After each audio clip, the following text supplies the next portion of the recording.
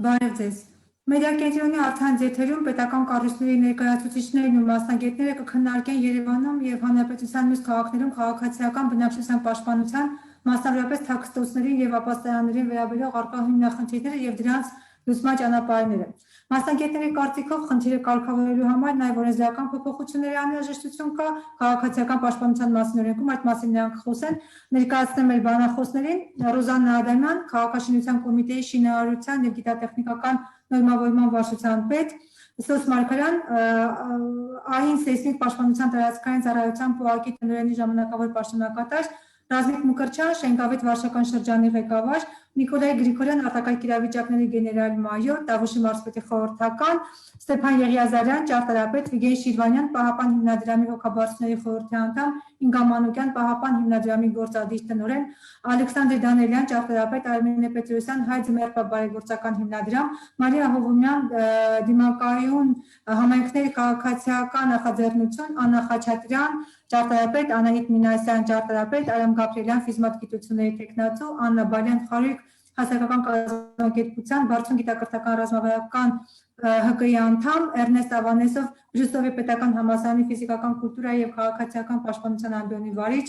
Երևանի ավականու անդամ, Պավել Սարգսյան, Երևանի ավականու անդամ, շնորհակալություն հարգելի մասնակիցներ, որպեսզի ժամանակը արդյունավետ օգտագործենք, նախ լսենք մասնագետների դիտարկումներն ու առաջարկությունները, ապա նաեւ պետական ծառայողներին պիտի խնդրեմ բանախոսներին ասելիքը ամփոփել առավելագույնը 2 րոպեի ընթացքում, որպեսզի բոլորի տեսակետները լսելու հնարավորություն ունենանք։ Պարոն Շիրվանյան, ձեզնից սկսենք, Վիգեն Շիրվանյան, Պահապան հիմնադրամի հոգաբարձուների խորհրդի անդամ։ Խնդրեմ ներկայացրեք ձեր մտահոգությունները, ձեր ասելիքը եւ արդեն կլսենք մյուս մասնակիցներին, համեցեք։ Լավ, շնորհակալություն։ Ընդհանրապես չէի պատկերացնում, որ այսպես առաջին եք խոսում, որովհետև ուզում էի, որ քննարկում լիներ, հետո ասելիքը ավելի հստակեցվեր, բայց խնդիր չի։ Ուրեմն դե Պահապան հիմնադրամով մենք որոշակի ճանապարհ անցել ենք 2016 թվականից սկսած եւ հատկապես Տավուշի մարզի սահմանային գյուղերում պաշտպանական կառույցների հետ կապված թաքստոցներ, ապաստարաններ ունենք բավականին փորձ։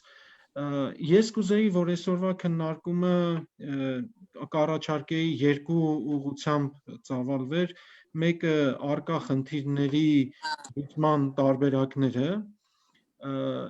այսինքն այն իրավիճակը, որ մենք այսօր ունենք, հատկապես Երևանում խիտ բնակեցված եւ տարբեր խնդիրներ հարուցող շինարարական նորմերի եւ այդ քաղաքաշինական իրավիճակում, ինչպես նաև սահմանային գյուղերում էլ այս գաղտնիք չէ, եւ երկրորդը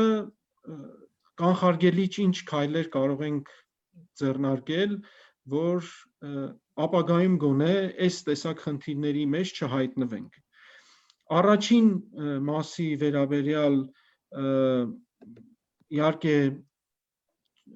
թաքստոցների կամ ապաստարանների չգոյության կամ ոչ բարվոք գոյության խնդիրն է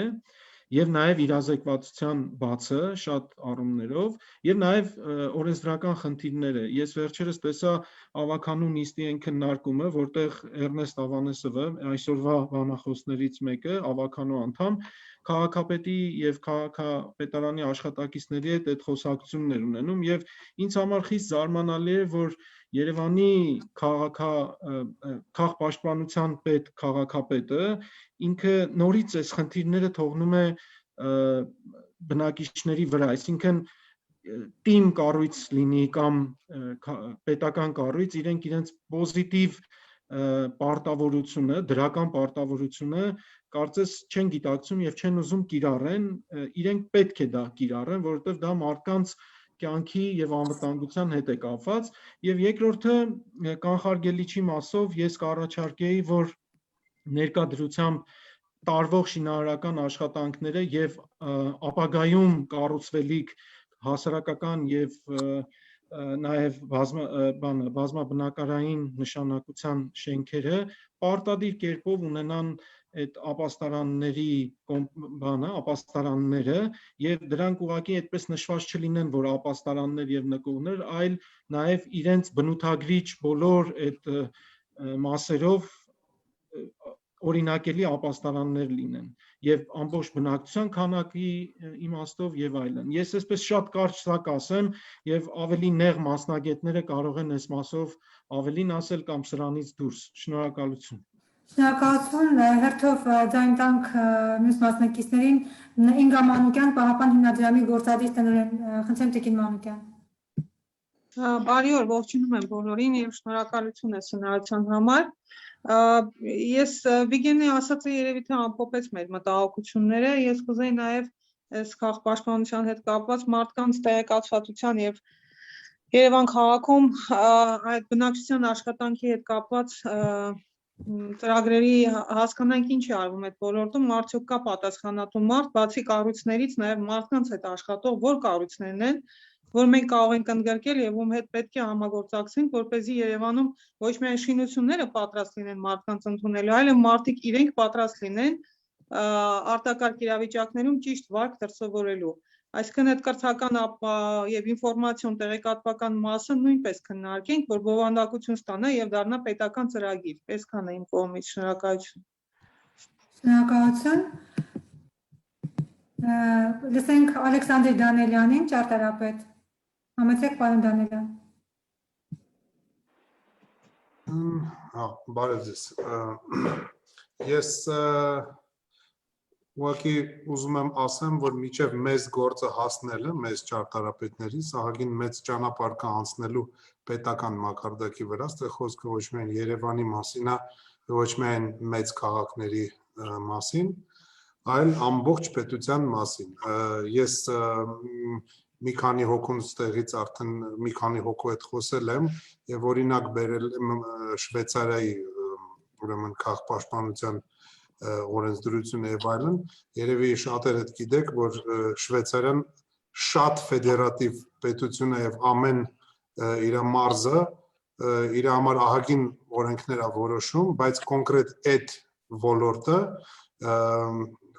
ամբողջ ֆեդերատիվ մակարդակով է կառավարվում եւ առաջի հենց նախադասությունը, ես հիմա խոսում եմ կոնկրետ պաշտպանական կառույցների վերաբերյալ, առաջի հենց նախադասությունը ասում է, որ Շվեյցարիայի ցանկացած բնակիչ իրավունք ունի եւ պարտադիր պետք է ապահովի պաշտպանված տեղով, այսինքն ապաստարանով մոտակա հասանելիության ուրեմն տարածության վրա։ Ու դրանից հետո արդեն բխում է մնացած ամեն ինչ։ Ու պետությունը պետք է պատասխանատու այդ այնպես մի հատ կոմպակտ նախադասությունով այդ նպատակը ընդունի եւ երաշխավորի այդ նպատակի իրագործումը։ Ոչ միայն իսկ արդեն հետո մտնում են քաղաքային, տեղական կառույցներ եւ այլն, որոնք օգնում են այդ հարցում։ Բայց այնտեղ ոչ միայն այդ ապահովումը դա բազմաշերտ բան է եւ այլն, այսինքն պետքա սպասարկել, տեսնել, ասենք, պետքա հատուկ ծառայություն լինի, որը ասենք շրջում է այդ բոլոր ապաստարաններով, թաքստոցներով եւ այլն, ստուգում է դրանց, ասենք, չգիտեմ, հատուկ դռների լավ աշխատելը, լավ բացվել, փակվելը, ստուգում է դրանց սանտեխնիկայի վիճակը, ջրահեռացման, էլեկտրաֆիկացման եւ այլն, այսինքն պարբերաբար, ասենք անցնում է 30-40 տարի փոխում է կամ պահանջում է փոխել սարքավորումներ եւ այլն։ Որպեսզի շատ չերկարացնեմ, այդքանը ուզում եմ ասել, կարճ ասած, դա պետք է սկսվի պետական կարճ որոշումից, որ բոլորս, ամեն մեկը բոլորիցս Հայաստանի բնակիչներից պետք է ունենա այդ պատասպարվելու տեղը։ Շնորհակալություն։ Շնորհակալություն, Արմինե Պետրոսյան, Հայձմերպապ բարեգործական հիմնադրամ, Տիկին Պետրոսյան, համեցեք։ Լսվում է։ Այո։ Առաջինը շատ շնորհակալ եմ այսպես իրար գլուխ հավաքելու համար, այսքան շահագրգիռ մարդկանց եւ կարծեմ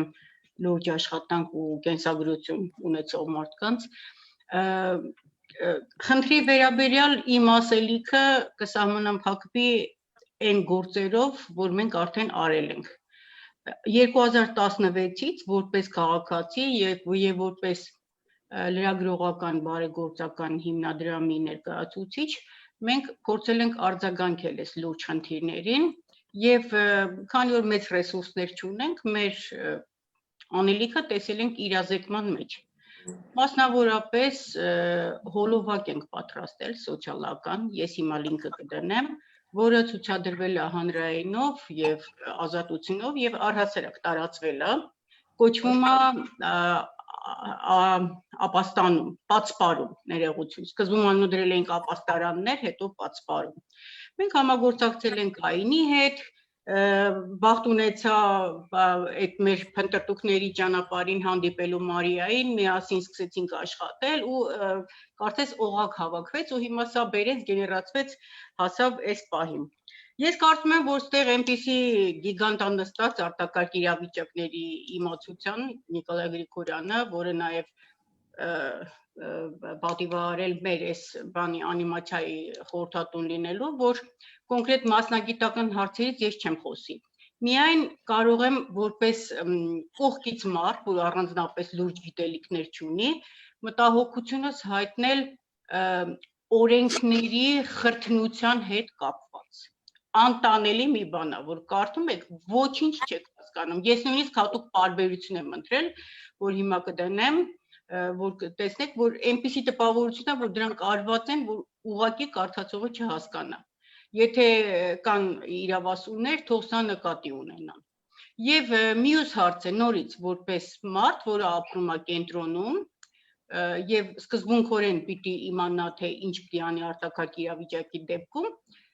արդեն 5 տարի է մենք տարփողում, բարձրաձայնում ենք, խոսում ենք, պատմում ենք, եւ ոչ պլան կա, ոչ ուղղություն կա, ոչ գիտենք ապաստարան, ոչ պատսպարան։ Այս հարցերի շուրջ կուզենայի, որ քննարկում լինի։ Շնորհակալություն։ Շնորհակալություն, լսենք ճարտարապետ Ստեփան Եղիազարյանին, պարոն Եղիազարյան, համեցեք։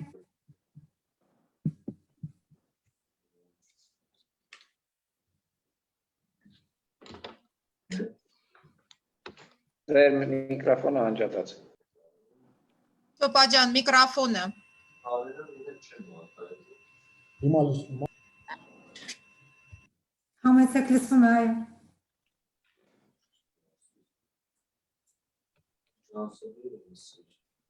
Ինչ ես կուզենայի նշել, ուրեմն առաջինը ես ինքս փորձ ունեցել եմ նախագծելու, ապաստարան ու ինչ խնդիրների առաջ եմ ես կանգնել այդ ապաստարանը նախագծելուց, ես կուզենայի, որ այդ հարցն մի հատ լուծվեր, որովհետև առաջին ամենամեծ խնդիրը այդ պահին, երբ որ մենք դա նախագծում էինք, Հայաստանը չուներ ոչ մի նորմատիվ փաստաթուղթ ապաստարանների հետ կապված։ Այսինքն մենք օգտագործել ենք այն ժամանակ ծիծաղալի է, բայց 77 թվականի սովետական ՍՆԻՊ-ը, строительные нормы и правила, защитные сооружения гражданской обороны։ Իսկ Հայաստանը այդ պահին չուներ, հիմա չգիտեմ այս պահին ինչ-որ մի բան կա, թե չկա, դրա հետ կապված։ Երկրորդ բանի մասին, որ ես կուզենայի նշել, ես լիովին համաձայն եմ Ալեքսանդրի ասածի հետ, այսինքն պետք է օրենսդրորեն ընդունվի այն փաստը, որ Հայաստանի ամեն քաղաքացի պետք է ապահովված լինի ապաստարանով, հաշվի առնելով Հայաստանի դիրքը, ու մի բան, որ ես նաև կուզենայի նշել, ես հասկանում եմ, որ մենք ինչ-որ չափի քանակի ապաստարաններ ժառանգել էինք սովետական միությունից, որոնց երևի մեծ մասը այլևս գոյություն չունի, որովհետև գտնվում էր, կոնկրետ Երևանի մասով ասեմ, գտնվում էր քաղաքի կենտրոնում բակերի մեջ, այդ բակերի հիմա ամբողջովին կառուցապատվել են այդ ապաստարանները չկան, կամ էլ գտնվում էին ինչ-որ գործարաններում, հիմնարկներում, որոնք որ այլևս այդ գոյություն չունեն, Իմ ասած այնա, որ պետք է մշակել ստույգ ուղեցույցներ, նոր ապաստարաններ կառուցելու հետ կապված, ու ինչպես նաև համ մեծ քաղաքներում, համ գյուղերում, էլի, օրինակ հիմա այն ձեռի տակ այսպես մի հատ գիրք կա, հա, որը ուղղակի ուղեցույց է, ոնց են կառուցում գյուղական բնակավայրերում ապաստարաններ из подручных средств, այսպես ասած, էլի։ Սա ինձ թվում է, այս կարգի բան պետությունը պետք է անի հայերեն թարգմանի ու գյուղերում պետք է ունենան էլի sense բաներ։ Նամանավանդ սահմանային։ Այսքան։ Շնորհակալություն, չափազանց կարևոր խնդիրների անդրադարձակ, լսենք դիմակայուն համայնքների քաղաքացիական նախաձեռնության ներկայացուցիչ Մարիա Հովոմյանին, Տիկին Հովոմյան, համեցեք։ Այո, շատ շնորհակալ եմ միանամարմիններին, շնորհակալություն հայտնեմ այս հնարավորության համար եւ միանգամից երևի բոլորը արդեն պատկերացնում են, որ սա շատ լայն խոսակցության առարկա է եւ մենք Լիլի ջան ձեզ հետ քննարկեցինք, որ կունենանք նաեւ հաջորդ հանդիպումները եւ սա մեր առաջին եւ ոչ վերջին հնարավորությունն է։ Եվ այս տեսակետից այս առումով ուզում եմ ասել, որ քանի որ շատ են հարցերը կապված բնակչության պաշտպանության հետ, առաջարկում եմ այսօր կենտրոնանալ զուտ ապաստարանների խնդրի վրա, բայց դրա հետ մեկտեղ ի նկատի ունենալ, որ ինչպես Ինգան նշեց, իրազեկման խնդիրը շատ լուրջ է եւ նաեւ Վիգենը շոշափեց այդ դերերի բաշխումը, հա, թե պետությունը իր վրա ինչ պոզիտիվ պարտականություն պետք է վերցնի, մյուս կողմից էլ ես կուզենայի շեշտել նաեւ համայնքների ներգրավման եւ համայնքների դերակատարման կարևորությունը այս հարցերում, թեև պետությունը ունի պոզիտիվ պարտականություն, միաժամանակ հասկանալի է, որ համայնքը նույնպես որոշակի դեր ունի իր իսկ պաշտպանության հարցերում, սրա հետ կապված էլ կարծում եմ հաջորդ հանդիպումներին կարող ենք խոսել։ Ես կուզեի շեշտը դնել առաջին հերթին չլինելով մասնագետ բոլորովին, պարզապես 16 թվից սկսած ուսումնասիրում եմ այս ոլորտը եւ ակամա որոշ գործոնների վրա արդեն ուշադրություն եմ դարձնում, որոնք ոչ սովորական քաղաքացի միգուցե չպիտի մտածեր այդ ուղղությամբ, բայց արդյոք ապաստարանների այդ բնութագրերը, որոնց մասին Ստեփանը խոսեց, հա, պահանջները չպիտի բխեն ժամանակակից վտանգներից եւ արդյոք սա ուղղակի կարծես երևի հարց է պատկան մարմիններին ուղղված մասնագետներին, որոնք որ հետագայում հնարավորություն կունենան խոսել եւ պատասխանել սրան, արդյոք մենք գիտենք, թե քաղաքային միջավայրում ինչ տիպի վտանգներ են մեզ սպասվում, օրինակ մոտ 5-10 տարիների ընթացքում եւ արդյոք այն չափանիշները, որոնք որ իրականում ես այդպես ասա, միգուցե դեռ մշակված չեն, հնարավորություն կա համապատասխանեցնել ժամանակակից վտանգներին, որովհետև իմ շփումներում տարբեր մասնագետների հետ, ոլորտից հասկացող մարդկանց հետ, ես շատ հակասական կարծիքներ եմ լսել, թե արդյոք ընդհանրապես պետք է կենտրոնանալ ապաստարանների վրա, թե ոչ, ժամանակակից վտանգներից ելնելով, եթե այո, ապա ինչպիսին պիտի լինեն այդ ապաստարանները, արդյոք դա տեխնիկապես հնարավոր է իրագործել Երևանի առկա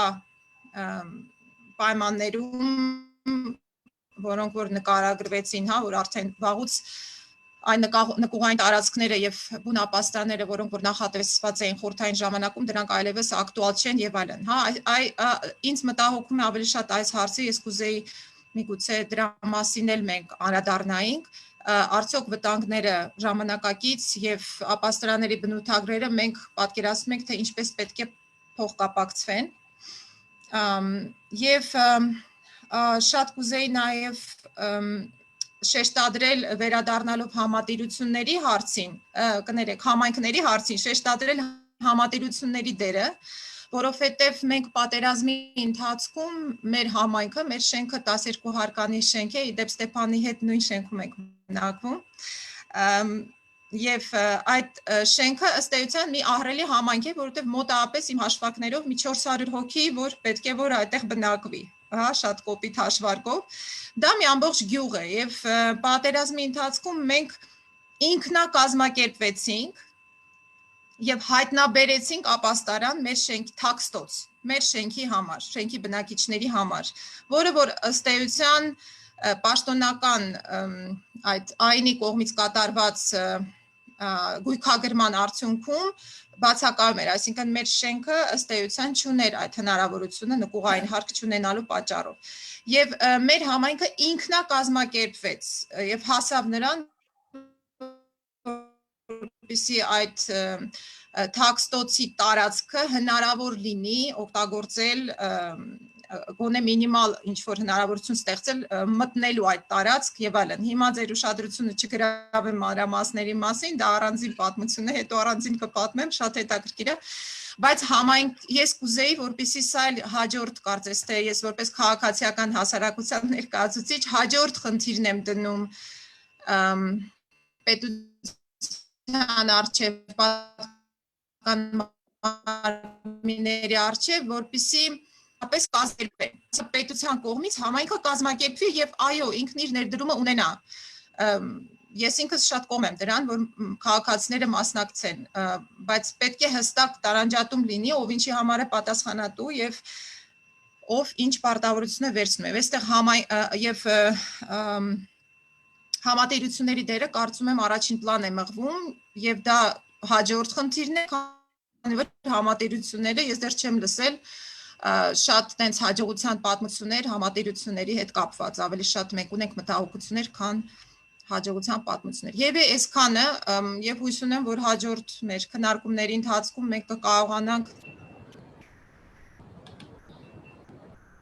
Դեկին Հովոյան հենց դեր օրինակը հաջողության պատմությունը եւ քննարկել ավելի մանրամասն թաքստոցը Լսենք Աննա Խաչատրյանին ճարտարապետ, համեցեք Տիկին Խաչատրյան։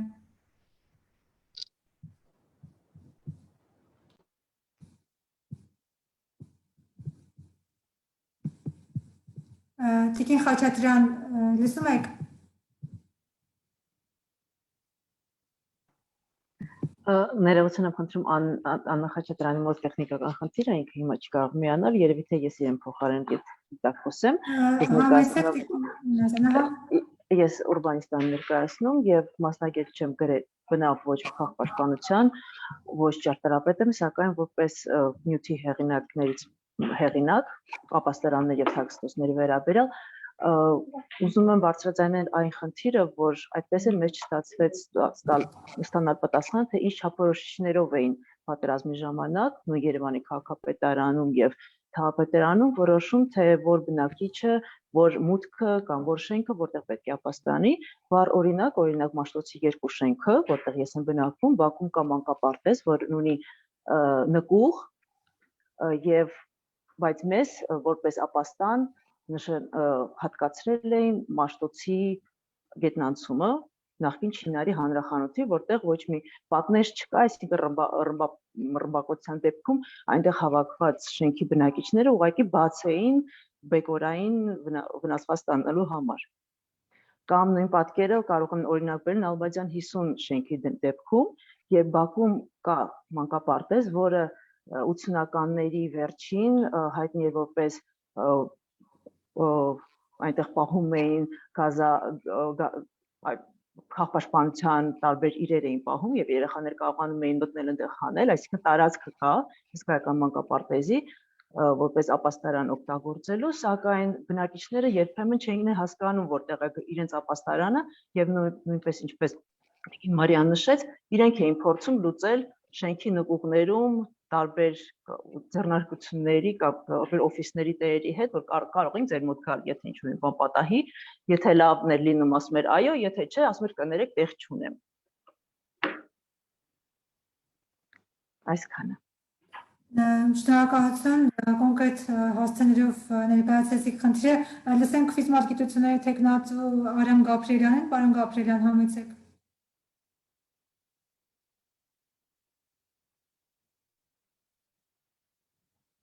Պարոն Գաբրիելյան, լսում եք մեզ։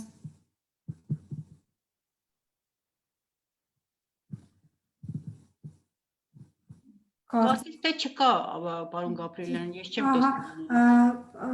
Այդ դեպքում Աննա Բալյանին լսենք, Խարույկ հասարակական կազմակերպություն եւ Բարձունք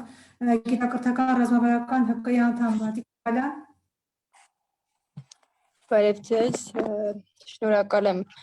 հնարավորության համար մասնակցության, ասեմ, որ ոլորտի հետ մասնագիտական կապ չունեմ, մեր հասարակական կազմակերպությամբ պատերազմից հետո նոր որոշել ենք խնդիրը մեր համար եւս խնդիր դնել մեր առաջ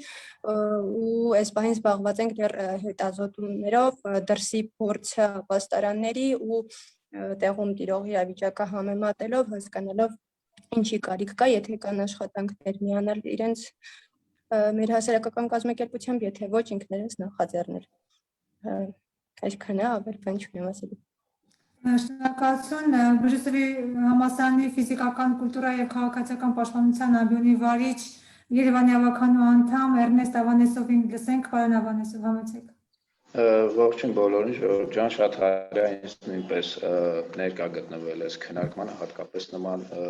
բանախոսների հետ զուգահեռ, ինչպես առաջի բանախոսը ասեց, իսկապես ես բազմիցս այդ մեկը չէր եւ գրավոր եւ բանավոր թաքստոցների, ապաստարանների հարցերի կարգավորման հետ կապված դիմել եմ անգամ բյուջեի քննարկման ժամանակ նախապես նաև ուրեմն ներկայացրել եմ այդ խնդրի վերաբերյալ, որպեսզի նույնպես հատկացումներ արվեն, սակայն հասկանալի պատճառներով կամ ոչ դեպքերում անհասկանալի պատճառներով այդ առաջարկները, այսպես ասած, մնացել են հիմնականում թղթի վրա եւ հիմնական պատճառաբանությունը իսկապես օրենսդրական բացերն են կամ այն, որ համայնքը այդքան բյուջե չունի, որպեսզի բոլոր շենքերի նկողները վերանորոգի եւ այլն եւ այլն։ Այստեղ կարծում եմ խնդիրը ավելի գլոբալ է եւ օրինակ մենք ընդհանուր առմամբ ունենք հանրային տարածքներ, մասնավորապես դպրոցներ, համալսարաններ, որտեղ շատ խնդիրներ կան, որոնք այդքան մեծ գումարների հետ իսկապես կապ չունեն, դրանց լուծումները համենայն դեպս։ Ես ինքս համալսարանում դասավանդելով քաղաքացիական պաշտպանության արտակարգ իրավիճակների հիմնարարցրի դասընթացը, մենք բոլոր ասպեկտներին անդրադառնում ենք տեսական եւ նաեւ ոչ ֆորմալ ձևով հիմնականում գործնական փորձարկումներ ենք անում, մասնավորապես տարհանման եւ տարբեր ուսումնական տագնապների ձևով, բայց տարական խնդիրներ կան, որոնք սակայն շատ հաստատություններ չեն կարողանում լուծել, որոնք լավ կլինի իսկապես վերահսկողության ու պատասխանատվության արդյունքում լուծվեն։ Օրինակ, դռների դուրս բացվելը դեպի պետքան մեծ խնդիր չի կարծում եմ, որը որևէ օրենսդրական այսպես փոփոխություն պետք չի, պարզապես պատասխանատվություն է այդտեղ անհրաժեշտ, որպեսզի այս կամ այն հաստատությունը ըստ պատշաճի կազմակերպի այդ ամեն ինչը, կամ մենք ունենք դպրոցներ, որոնք ունեն դասարաններ, որտեղ պատուհանները բացարձակ չեն բացում, ճաղամանդակներով պատուհաններ, որտեղ այդքան տենց մեծ գումարներ դժվար լինեն, բայց այնուամենայնիվ, որոնք իսկապես խնդիր են եւ արտակարգ այս կամ այն իրավիճակի դեպքում հատկապես խոճապահար իրավիճակում բավականին խնդրահարույց կարող են լինել եւ շատ զոհեր ու դժվարներ հենց այդ չնչին կարծես թե պատճառներով կարող են լինել, բայց չնչին պատճառ արտակարգ իրավիճակի ժամանակ գուցեև չի լինում, առհասարակ պատճառները բոլորը պետք է լուծվեն ընդհանուր առմամբ։ Այստեղ կարծում եմ խնդիրը ոչ այնքան օրենսդրական է, իհարկե միշտ կարելի է ցանկացած օրենք փոփոխել եւ ել ավելի լավացնել, նույնը քաղաքացիական պաշտպանության մասին օրենքը եւ այլ նման հարակից օրենքներ, բայց ինձ համար անկեղծ ասած անհասկանալի է այդ վերահսկողության շատ թույլ լինելը։ Երբ որ վերահսկողությունը լինի եւ մեկ անգամ մուտք գործելով այս կամ այն հաստատություն, հատկապես ուսումնական հանրային նման տարածքներ, պարզապես ֆիքսելով խնդիրը հետամուտ լինել, որպեսզի հաջորդիվ անմիջապես լուծվի։ Չլուծվելու դեպքում կան գործիքներ ի վերջո, սկսած ֆինանսականից վերջացրած փակելով անգամ, չեմ կարծում այնպիսի հաստատություն լինի, որը գնա փակվելու, քան ենթադրենք իր դռները սարքի դեպի դուրս։ Թաքստոցների հետ կապված վերջերս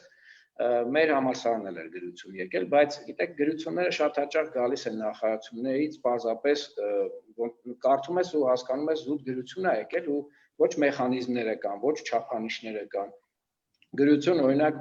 որի հիման վրա այդ թվում նաև քիմիական զենքից պաշտպանվելու համար թաքստոցներ պետք է կառուցեք։ Լավ, հարց առաջանում, ո՞նց կառուցեն, որտեղից այդ գումարները նաև լինեն, ինչ չափանիշներով չեք օգնելու։ Պետբյուջեից կարծում եմ պետք է լինեն հատկացումներ այդ առումով եւ խնդիրը իսկապես հասկացող մարդիկ պետք է լինեն նաև նախարարության ղեկավարության մեջ։ Ինձ համար շատ վախենալու է, երբ որ արտակարգ իրավիճակների փոխնախարարն ասում է, որ մենք վերահսկում ենք։ Ինձ համար շատ վախենալու է որպես քաղաքացի, երբ որ արտակարգ իրավիճակների նախարարության ներկայացուցիչները, նաև գիտնականներ մի քանի շաբաթ առաջ երկրաշարժից բացառում են բնածին աղետի արկայությունը եւ ուժգին երկրաշարժները առհասարակ Հայաստանում, չեմ հասկանում ինչպես։ Իդեպ մինչ այսօր կարծես չեն ասել մեզ դեպի տուն գնանք։ Մեզ ասեցին տուն չգնանք, մինչ հիմա ոնց որ չեն ասել կարող եք հետ գնալ։ Եթե նույնիսկ ասել են, գուցե շատ քիչ է եղել այդ տարածումը, այսինքն զանգվածային հաղորդակցական միջոցները նույնպես իրազեկվածության առումով, իրազեկման առումով բնակչության անելիք ունեն եւ երևի թե այս պահին այսքանը թաքստոցների հետ կապված ու ապաստարանների հետ կապված միշտ գալիս ենք այդ ֆինանսական խնդիրների արկայությանը, բայց ելի եմ ասում, որ որևէ կարծում եմ այդտեղ մեծ օրենսդրական փոփոխություն չի հարկավոր, այո, համատիրությունները համայնքների մակարդակով պետք է աշխատեն մեր նկուղում այս պահին բարձրավոր լարեր են բացված եւ ջրի խողովակների, հոսացող ջրի խողովակների կողքով պարզապես բաց կաբելներ են։ Երբ որ մեկին ասես, մյուսի վրա է գցում եւ մինչ այս պահը դա բաց վիճակում, այլ չասած որ չես կարող մտնել այդտեղ առհասարակ։ Խնդիրները շատ են, լուծումները կարծում եմ պետք է լինեն համալիր եւ դրա ղեկավարը պետք է լինի արտակարգ իրավիճակների նախարարությունը եւ հուշողը եւ որպես էքսպերտներ նաեւ ներկայանան այնի ներկայացուցիչները շնորհակալություն կներեք որ շատ։ Շնորհակալություն, լսենք նաեւ Երևանի ավականու անդամ Պավել Սարգսյանին։ Պարոն Սարգսյան։ Բարև ձեզ, նախ ուզում եմ շնորհակալություն հայտնել ընձեռված հնարավորության համար եւ ողջունել բոլոր մեր բանախոսներին, քանի որ բավականին շատ արդեն մեր բանախոսներ, ես ուղղակի կուզեմ 2-3 շեշտադրում ընդհանրապես անել այս կապակցությամբ։ Ես կուզենայի նախ մենք ֆիքսենք նույն ապաստարանների մասով հիմնականում դրանք բնականաբար շենքերի նկուղներն են եւ եկեք ընդհանուր մի պարզ իրողության մասին խոսենք, որ շենքը համընդհանուր սեփականությունը բնակիչների, այսինքն նույն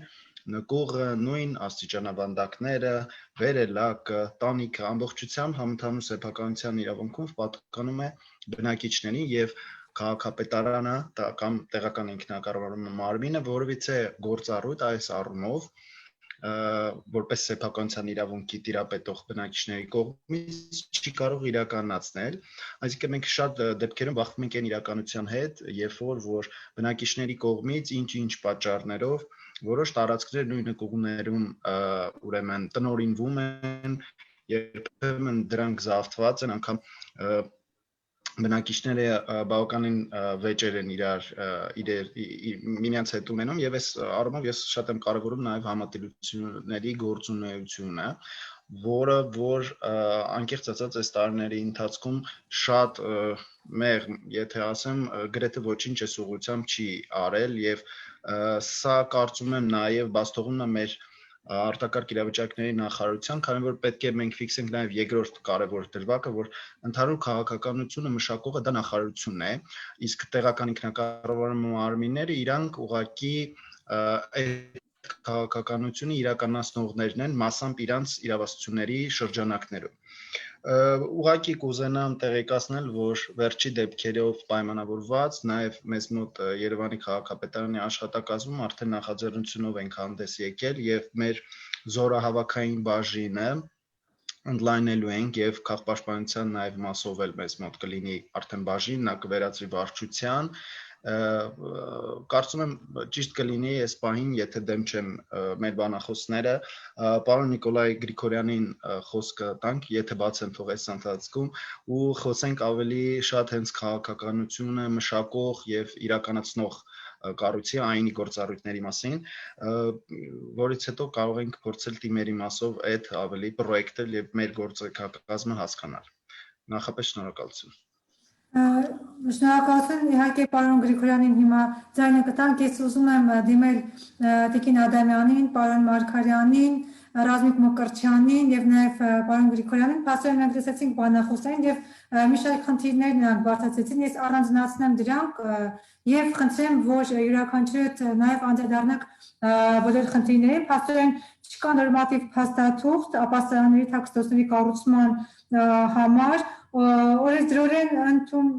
հաստատված չէ յուրաքանչյուր քաղաքացու ապաստարանով ապահովված լինելու հանգամանքը, կառուցապատվել է փոքր կենտրոնը եւ ապաստարանների համար նոր տարածքների ըստ էության չկան ստույգ ուղեցույցներ նոր ապաստարաններ կառուցելու համար, իրազեկման խնդիրն է բաց եւ քաղաքային միջավայրում արդյոք մոնիտորինգ արված է թե ինչ վտանգներ են սպառնում եւ ինչից պետք է պատասխանվեն քաղաքացիներ նաեւ համատիրությունների խնդիրը ըստ էության աշխատանքը պատշաճ չէ, պարոն Գրիգորյան, խնդրեմ ձեզնից սկսենք եւ նաեւ պետական գիտության մյուս ներկայացուցիչներին լսենք, համեցեք։ Լավ կլներ, որ պետական գերատեսչություններից սկսեիք, որտեղ ես այդտեղ չեմ տեսնում մարդիկ, ովքեր կապ ունեն քաղաքականության հետ, մշակվող, մշակված, եւ նաեւ այսօրվա խնդիրները ինչա դրված չէ, որ օրենքը հիմա դրած է դրաֆտում, ես գործընկերներից լսում եմ եւ հասկանում եմ, որ չեն կարդացել այդ օրենքի նախագիծը։ Տեղյակ չեն ինչա կատարվում։ Եթե Մարիան իր շենքում չլներ մի գյուղում լներ, հիմա այդ գյուղում 6 հատ կառույց էին սարքել եւ այլն։ Այսինքն որևէ մեկի նախաձեռնողականությունը չի վկայում, որ այդտեղ կա քաղաքականություն եւ իրականացվում է գործընթաց։ Երբ որ մենք սովետի ջարանգեցինք քաղաքացիական պաշտպանության այդ ամբողջ համակարգը, որը հզոր համակարգ է, որը ենթադրում էր, որ յուրաքանչյուր մենք խոսում ենք ապաստարանների մասին, բայց մի քիչ որ հեռանանք վերևից նայեք, քաղաքացիական պաշտպանություն դա նշանակում է տարհանում, որը մեր երկրում չի կարող լինել, որտեղ մենք չունենք տարհանման խորություն, երկրորդը դա պատասխանումն է եւ շատ կարեւոր խնդիր է կենսապահովումը, այսինքն երբ որ պատերազմի ժամանակ քաղաքացիական բնակչության պաշտպանությունը եւ նրա կենսապահովումը, այսինքն բոլոր այն կենսական կարևորագույն օբյեկտ ասեմ, օբյեկտ ու կազմակերպություններ, որոնք պիտի ապահովեն այդ մարդու հացը, ջուրը, օդը, նրա ապրելու կենցաղային պայմանները, կառավարումը, երեխեքի դպրոց մանկապարտեզը եւ կրթության շարունակականությունը, որի ես բոլոր ժամանակներում կշեշտեմ, որ միակ երաշխիքն է մեր զարգացման, որը մենք էլի մոռացել ենք։ Եվ այսօր գալով այդ պատասխանման խնդիրներին, ասեմ, որ առաջին անգամ ես, երբ որ մեջն էի աշխատում, պետական ապարատի հետ բախվեցի Հարավսլավիայի ռմբակոծությունից հետո։ Երբ որ ասի լավ, հիմա մեր մոտ ռմբակոծությունը, մենք որտեղ ենք թաքնվում, ինչ ենք անում։ Եվ իրավական նախաձեռնություն սկսեց, որը հասավ դատախազություն, որպես զի մեր բարձրահարկ եւ 5 հարկանի եւ այլ շենքերի տակի այն նկուղները, որոնք դարձել են պայեսներ, բարեր, օբյեկտներ եւ այլն, պայմանագրեր կնքվեցին նրանց տերերի հետ, որպեսզի արտակարգ իրավիճակներում եւ ռմբակոծությունների եւ այլնի ժամանակ դա ծառայի որպես ապաստարան։ Հետո մոռացան այդ մասին եւ հիմա քաղաքապաշտպանական խնդիրը ամեն անգամ նորից ամեն մի աղետից հետո մեկ էլ ասում են, հələ եկեք մի հատ քննարկենք հիմա ինչ վիճակ է մեզ մոտ։ Քննարկեք, ոչ մի վիճակ չկա, որովհետև նոր բան։ Հիմա տեսեք, սեյսմիկ անվտանգություն, երբ որ մենք խոսում ենք, ուրա սոսը եկավ, թե չէ։ Երբ որ մենք խոսում ենք այն մասին, որ դպրոցներ պիտի կառուցվեն, ամրացվեն, որովհետև սեյսմիկ վտանգը պետք է սկսվի դպրոցներից, կառուցում են այդ դպրոցները առանց ապաստարանների։ Նկուղներ չեն սարքում այդ դպրոցների համար, ինչի, որևէ մեկը չի կարողանում պատասխանել։ Այսինքն մենք պիտի դնենք սենց խնդիր, կառուցվող բոլոր շենքերը մեր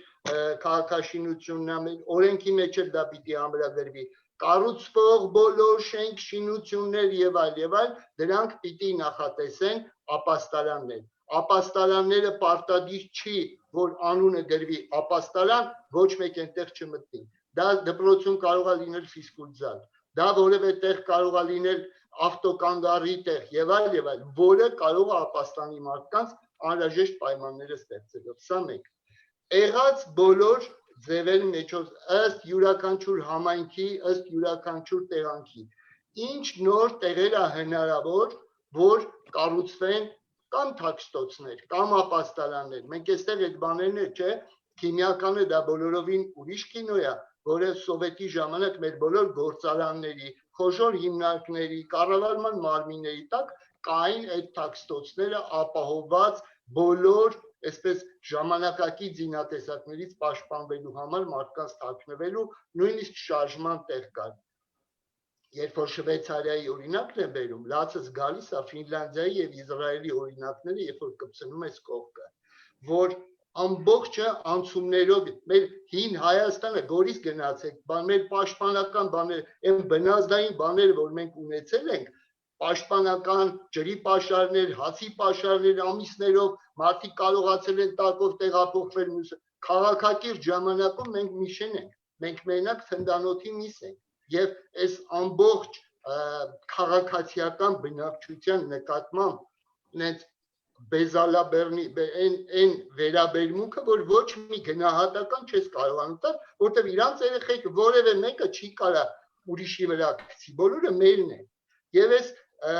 ապաստարանների հետ կապված հիմա օրենքը դրած է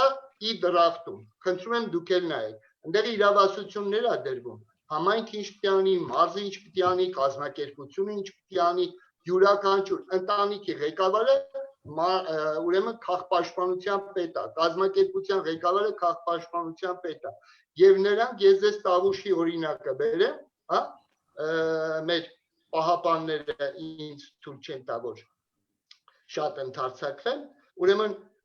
այնտեղ տեղադրված տեսեք, մարզպետը քաղաքապաշտպանության պետն է, պահապանը ունի լավ ավանդույթներ, այնտեղ սարքելու տարբեր բնույթի թաքստոցներ, ապահով սենյակներ, անվտանգության պատեր եւ այլ, կարող ենք խոսել, թե ինչ շատ բաներ կարելի անել։ Եվ հիմա այս բանի հուլիսյան դեպքերից հետո նոր մոտեցում որթե գրվեց, որ 5-6 տան կողքը մի թաքստոց սարքվի, որտեղ այդ բնակիչները չփախնեն, չվազեն, չգիտեմ ուր որ չեն կարող պաշտպանվել, այլ այդտեղ թաքնվել։ Այսինքն նույնիսկ փոքր խմբերով կարելի է խելքին զոր տալ, գտնել նոր բան, փորձ ուսումնասիրել եւ այլ։ Բայց ասենք պետական մակարդակով մի հատ վերևից ներքև պետքա գնա։ Ես այս ժողովրդին որտեղ եմ ապաստանում, ասում եք ինչ զենք էր, որ զենքի դեպքում, որ ուրեմն ինչ պաշտպանական մեխանիզմներ կան, մենք անհատական պաշտպանության մասին ընդհանրապես մոռացել ենք, որտեղ մեր երկրում հիմա չկան հակագազեր, չկան քիմիական, կենսաբանական այլ բաներից պաշտպանվելու բնակչության համար միջոցներ։ Դա շատ թանկ հաճույք է, դրա մասին հաջորդ դասի։ Բայց ապաստարանների հետ կապված այն խնդիրներն են, որոնք պետքա լուծվեն եւ իրավական դաշտով այդ հարցերը դրվում է եւ պետքա արվի։ Երևան քաղաքի հետ կապված։ Սրանից 10 տարի առաջ Համաշխարհային բանկի հետ միասին մշակեցինք Երևան քաղաքի պատասխանման կարգը, ուրեմն ով որտեղ պիտի արվի եւ մյուս կարևոր բանը, որ դուք բոլորդ էլ որպես բնակիչներ կարող եք ասել։ Եղբայր, խնդրում եմ ինձ իրազեկեք, որ դեպքում ես ոնց այսինքն ոտքով պիտի գնամ, մեքենայով պիտի տեղափոխվեմ, 500 մետր հեռավորության վրա ամենաշատը պիտի լինի այդ ապաստարանը, որտեղ ես պիտի պատասխանեմ իմ ընտանիքով, երեխա, բիձա, պարապ, հաշմանդամ եւ այլ, այս բոլոր բուկետը հաշվի առեք եւ իրազեկենք, որ այդ մարդիկ իմանան, որ դեպքում իրանք ինչ պետք է անեն, ինչ են անում կառավարման մարմինները եւ ասենք նույն ԶԼՄ-ներն էլ լուսաբաներից հասկանան ինչն է կարելի լուսաբանել եւ ինչը ոչ, որովհետեւ այդ նույն Շվեյցարիայի օրինակով քաղաքապաշտպանական տարբեր օբյեկտներ եւ ապաստարաններ կառուցվում են գեղեցիկ տնակների, անտառային տնակների տեսքով, այնպիսի արտաքին ձևավորում ու տեսք ունեն, որ ոչ մեկի մտքով չի անցնի, որ դա ապաստարան։ Իսկ մերը ոնց որ ինչ անեց ափաշկարա բոլորս էլ ասում ենք, բոլորս դեպի մետրո, բոլորս էս ինչ կողմ եւ այլ։ Ես ուզում եմ ասել, որ շատ լավ է մեր որպես քաղաքացիական, ես տվյալ դեպքում գյուղացիական հասարակության ներկայացուցիչ, որ ձայն ենք բարձրացնում, ասում ենք, բայց պետության ներկայացուցիչը պիտի լինի, որ ասի ինչ են անում, ոնց են անում, վաղը ոնց է արվելու եւ այդ իդրաֆտում դրված բանի վրա այսօր ես գիտեմ որ միջգերատեսչական հանձնաժողով է ստեղծված բայց ամեն ինչ ոնց որ կիսատ պռատ մնա ամեն ինչ չի որ վերջին է հասցվում իսկ մենք կարող է վերջին հասնենք այս ժամանակ երբ որ մեր ոնց որ ասած ուշ լինի այս կարճ Շնորհակալություն պարոն Գրիգորյան պարոն Մարգարյան լսում եք մեզ Սեյսմիկ պաշտպանության տարածքային ծառայության ՊՕԱԿ-ի տնօրենի ժամանակավոր պաշտոնակատարին եմ դիմում, պարոն Մարգարյան։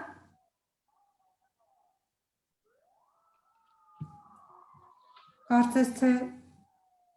դեռ չի միացել պարոն։ Սոսը ինձնից չնեղան է, բայց սոսը ինչ մեղք ունի այստեղ։ Որպես եւ հարցերին պատասխանելու համար ենք նրան հրավիրել, պարոն Գրիգորյան, Տիկին Ադամյան, լսում եք մեզ։ Լսում եմ, բարև ձեզ։ Տիկին Ադամյան, լսեցիք բանախոսներին, լսեցիք պարոն Գրիգորյանին, խնդրեմ ինչ կուզեի ասել, քաղաքաշինության կոմիտեի գործառույթների մասով կուզեի ասել։ Այն ինչ որ վերապահված է մեր կոմիտեին, հնարավորինս, ինչքան հնարավոր է եղել, անցյալ տարվա ուրեմն կեսերից կոմիտեն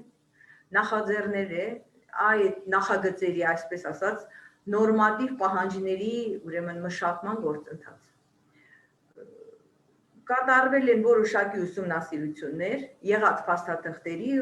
Ռուսաստանի Դաշնությունում գործող փաստաթղթերի եւ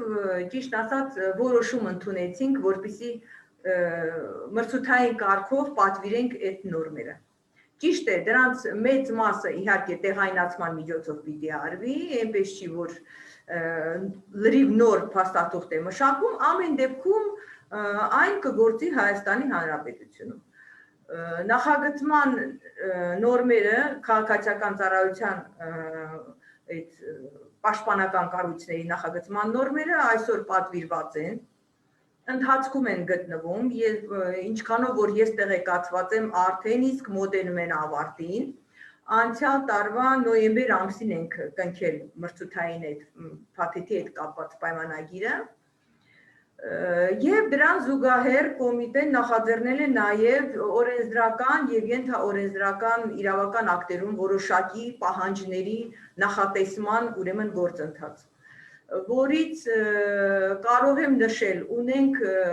Հայաստանի Հանրապետության շինարարական նորմեր,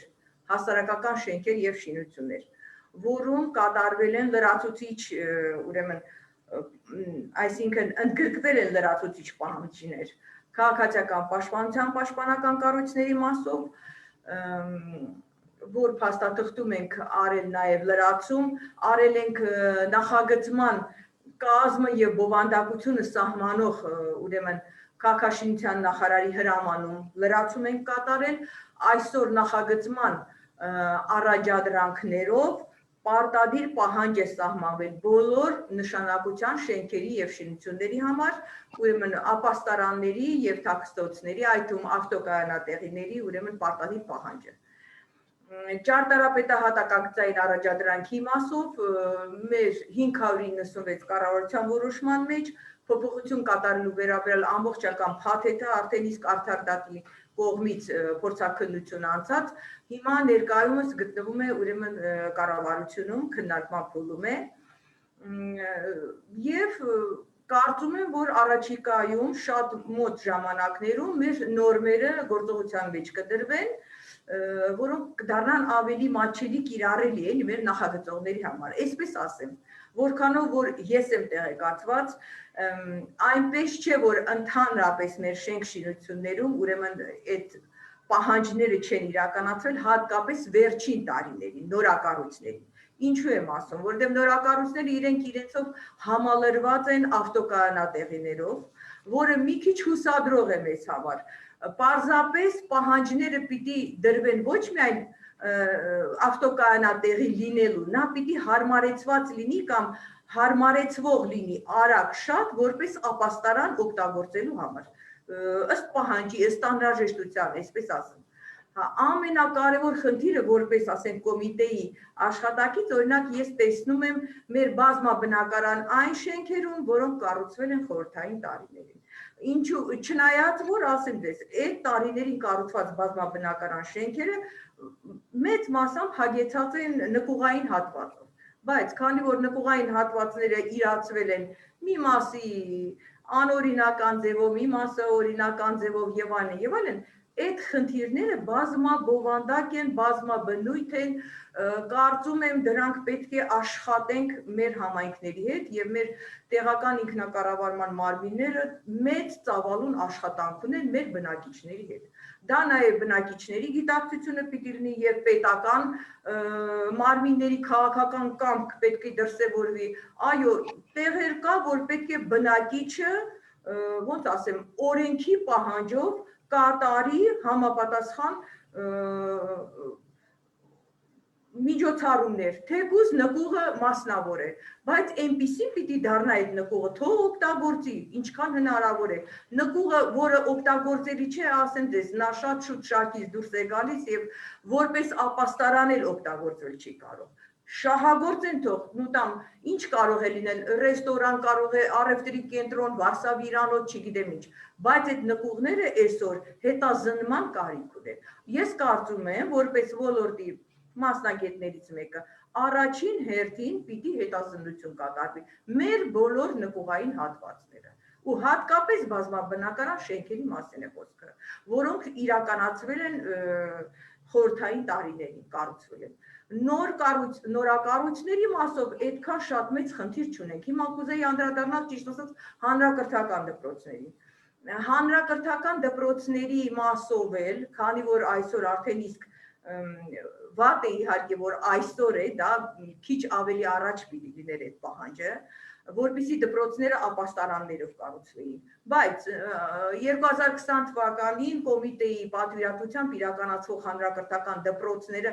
բոլորը անխտիր նախագծվել են արդեն իսկ ապաստարաններով եւ կառուցումը գնում է ապաստարաններով համալրված դպրոցների մասով, մեր մարզերում իհարկե։ Կոմիտեի պատվիրատվությամբ ես պարզապես տեղեկացված եմ, որ Ասիական զարգացման բանկի միջոցների շնորհիվ այսօր անում է, ուրեմն կառուցապատված ծրագրեր, շատ արդի նոր մոդեռնիզացված դպրոցների մասով եւ նրանք ապաստարանով համալրված են այդ դպրոցները։ Այն ինչ վերաբերում է մեր կատարվելիք աշխատանքներին, կարծում եմ առաջնահերթ պետք է ուսումնասիրվեն բոլոր նախագծանախաշվային փաստաթղթերը, եթե դրանք դեռ իրականացման փուլում են, եթե դեռ հնարավոր է հետադարձ 1-2 քայլ անել։ Եթե ոչ, ուրեմն ապա այդ մասերում պետք է մտածել նաև առանձին ապաստարանների, որոշակի բնակավայրերում էլի, դա մոնիտորինգ է պետք անել։ Եվ ոչ միայն պետական կառույցների խնդիրն է սա եւ համայնքային կառույցներն են, տեղական ինքնակառավարման մարմիններն են, բոլորը համատեղ պիտի աշխատենք։ Կարծում եմ, որ արտակարգ իրավիճակների նախարարությունը մեզ պետք է որպես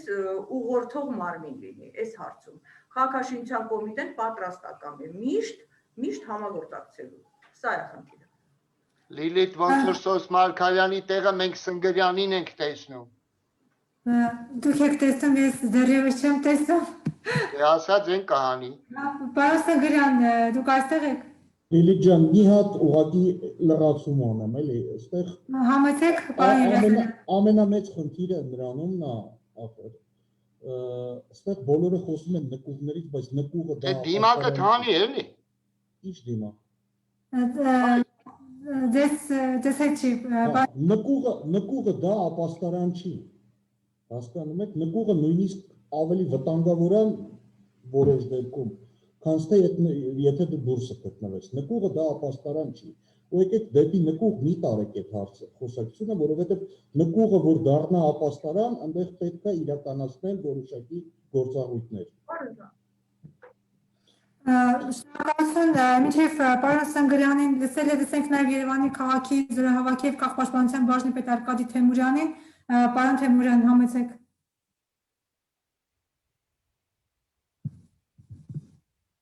Սեբոք։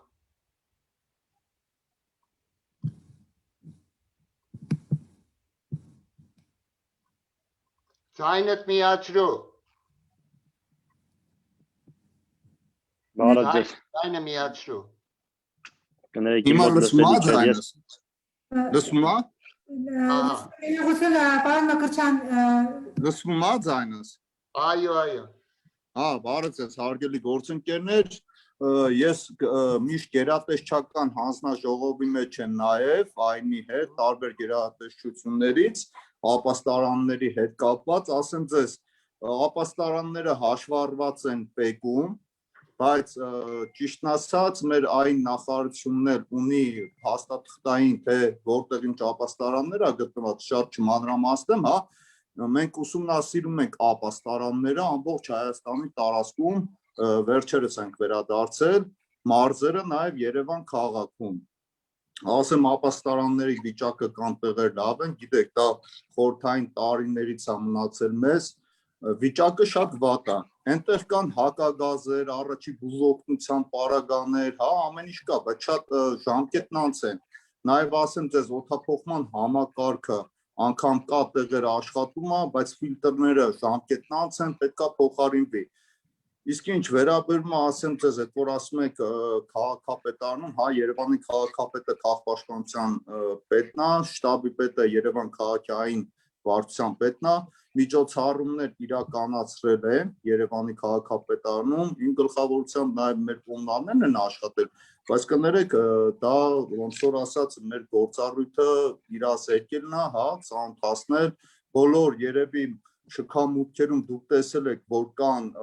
գրված, կպցրած, թե ով որտեղ է ապաստարան, չէ, եղել է, եկեք ճիշտ ասեմ, ես մի քանի տեղ անցել եմ, նայել եմ, եղել է, հա, իսկ ինչ վերաբերում է Ես մի քանի անգամ դրա մասին զգուշացրել եմ։ Մեր մոտ գրած է մեր շենքի նկուղը, բայց մեր տեղերում կա, Արմինե ջան, շատ տեղերում կա, բայց հիմնականում դրանք ձևական են, որտեղ կարող եք թաքնվել ձեր շենքի առաջին հարկում, всё։ Ահա։ Նաև մենք կպցրած կա։ Պարոն Գրիգորյան, երևի դուք կասեք, պարոն Սնգրյաններ, պետքա տարանջատենք, հա, ռմբապաստարաններ, գազապաստարաններ եւ հասարակ թաքստոցներ։ Դա մենք պետքա տարանջատենք ու հասկանանք, մենք ինչից ենք պաշտպանվում։ Նախ ասեմ ձեզ, մենք Երևան քաղաքում ստեղծել ենք ընդհանուր ազդարարման համակարգը արդեն տեղադրում են, ունենք Երևան քաղաքում ամբողջ տիրույթը ծածկում է, ունենք ազդարարումը լինելու է, իսկ ինչ վերաբերում է, հա, մեր նկուղներում, ասեմ ձեզ, պետքա մեր քաղաքացիները, հա, ինքնակազմակերպեն համատիրությունների հետ, մի քանի վարչական շրջաններում, տարբեր տեղերում ինքնակազմակերպվել էին պատերազմի ընթացքում եւ մարդիկ մաքրում են, իհարկե ամեն մեկը պետքա ինքը կազմակերպի, հա, իրանց մուտքով, բանով երևի պարոն Մկրտչյանն էլ կասի, որ անգամ իրենց մոտ էլ մենք մեքենաները ուղարկել ենք, այդ աղբը, կներեք բնակիչներն են բերել, չէ, այդ մուտքի թափել իրենց աղբը ներքևը, այդ նկուղում, ով պետք է մաքրի, կներեք, մենք չունենք այդքան աշխատակիցներ, հա, որ բերենք, ասենք, մաքրեք նկուղները, չէ, մեր բնակիչները համատիրության հետ միասին քաղաքապետարանը պատրաստ է, քաղաքապետն էլ պատրաստ է մեքենաներ տրամադրեն, որպեսզի այդ աղբը, հա, հանեն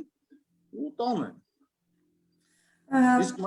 մնացած ասեմ ձեզ, երևի ավելի շատ պարոն Սնգրյանը կմանրամասնի միջգերատեսչական հանձնաժողովը ապաստարանների հետ կապված մեզ ծավալուն աշխատանք է կատարել, նկարներով, տեղերով ֆիքսել ենք որտեղ ինչ է, բայց մեծ ներդրումներ է պետք, որ այդ ապաստարանները նորից հիմնավերանորոգվեն, հա, նորից աշխատեցնենք, կներեք շատ մեծ ծավալուն, ասում եմ, աշխատանք են կատարել ու պետք է այն մեծ գումարներ, որ այդ ապաստարանները մենք վերանորոգենք, իսկ որ ասում եք նորը ապաստարան կառուցենք, նոր ապաստարանը ինձ թվում է շատ մեծ ծախսերի հետ կապված,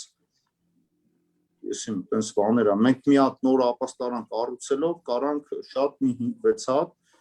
վերանորոգենք, հա, հիմնականում ասեմ ձեզ, խորհրդային տարիներից որ մնացել է ապաստարանները, մեր գործարանների, հա, շինությունների նկուղներում է գտնվում, հազիվ են կանցնում, լցված են աղբով, սիբիլով, ինչ ասեք լցված չեն, պետք է դա մի հատ հավաքագրել, որը մենք հիմա կատարում ենք, ներկայացնել այն նախարարին, հա, որոշումները արդեն կայացնեն, կառավարությանը կզեկցի եւ ինձ թվում է միջոցառումներ կիրականացնեն դրա վերաբերյալ։ Շնորհակալություն այսքանը։ Շնորհակալություն, պարոն Թեմուրյան, պարոն Լիլի ջան, եթե թույլ կտաք էլի, եթե թույլ կտաք։ Խնդրում եմ, քանի որ ժամանակի Ես շատ համառոտ եմ ասում, ուղղակի այն ինչ որ մենք խոսում ենք, ըստ էության մենք որպես քաղաքացիներ չունենք չափանիշ եւ որպես պետություն իմ պատկերացմամբ, թե արդյոք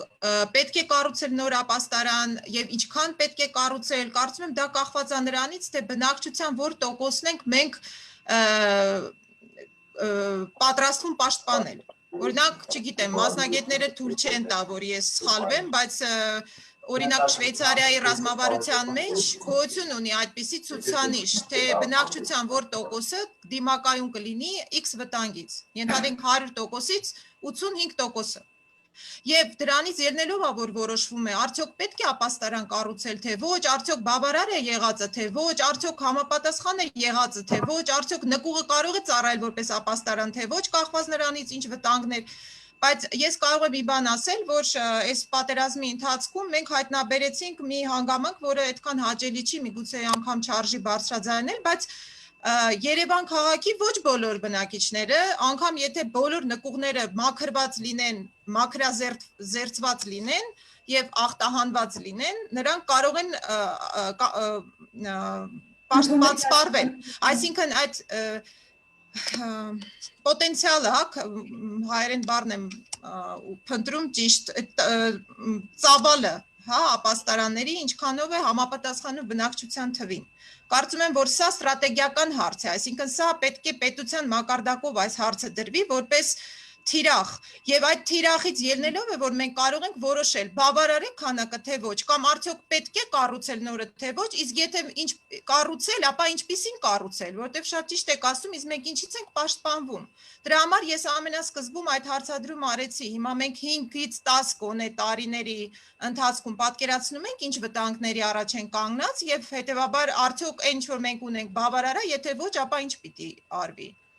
Այսքանը, շնորհակալություն։ Մի քանի վայրկյան էլ ես շատ կարճ։ Ռազմավարական խնդիրների մասին է հիմնականում խոսվում, այսինքն ստրատեգիական։ Ես այս պահին ուզում եմ, որ մենք կենտրոնանանք նաև տակտիկական խնդիրների վրա։ Այսինքն կոնկրետ ինչ ունենք, եւ եթե ենթադրում ենք, որ ասված մի արած թե մենք 10 օրվա ընթացքում պիտի հարձակման ենթարկվենք, օրինակ, այս մոդելը վերցնենք, ապա ինչ կարելի է անել։ Այստեղ պարոն Գրիգորյանը շատ հետաքրքիր բան ասեց այդ պայմանագրերի մասին, որ ժամանակին կնքվել են, սեփականատեր է կոչվում, հա, նկուղները սեփականացրած անձինք կամ կազմակերպությունները նրանց հետ։ Միգուցե արժի այս փորձը վերականգնել եւ հասկանալ նախքան ասենք այդ գլոբալ խնդիրներ լուծելը, կենտրոնանալ նաեւ այս հանգամանքի վրա, բնակիչները ասված մի արած թե կոնկրետ ռեալ վտանգի դեպքում այսօր կամ մի շաբաթ հետո ինչ պիտի անեն։ Շնորհակալություն, որպես փոքր մոդել դիտարկենք Շենգավիթ վարչական շրջանը, պարոն Մկրտչյան, լսենք ձեզ։ Բարև ձեզ, շատ շնորհակալ եմ։ Նախ կցանկանայի անդրադառնալ համար առաջի խնդիրը, որը որ օրենսդրությամբ է կարգավորվում, պետք է օրենքում փոփոխություններ տեղի ունենան եւ երկրորդը, որ գլոբալ առումով պետք է բոլորս գիտակցենք, ապաստարաններ, թաքստոսներ, ամբողջությամբ խնդիրը հնարավոր կլինի լուծել համատեղ բնակիչների հետ այս պայմանում, որովհետեւ ինչու ենք անընդհատ անդրադառնում նկուղներին։ Հիմա ասեմ, որովհետեւ նկուղները մասնավորեցվել են եւ այժմ միգուցե եւ այն մասը, որը որ հնարավոր է եւ օգտագործել այլ գործունեությամբ ծավալել եւ նաեւ որպես պարզագույն թաքստոց օգտագործել, դրանք եզակի դեպքեր են պարզապես, կարող եմ հստակ ասել, որ երբ որ մարդիկ բնակվում են, երբ որ, չգիտեմ, ամբողջությամբ ապաստարանը վերածվում է հին իրերի, այսպես ասած, կուտակման կամ, չգիտեմ, միտեղ շինախվեր, միտեղ այլ խնդիրեր, դրանք ուղղակիորեն համայնքը ինքն իրենով ոչ մի լծակ չունի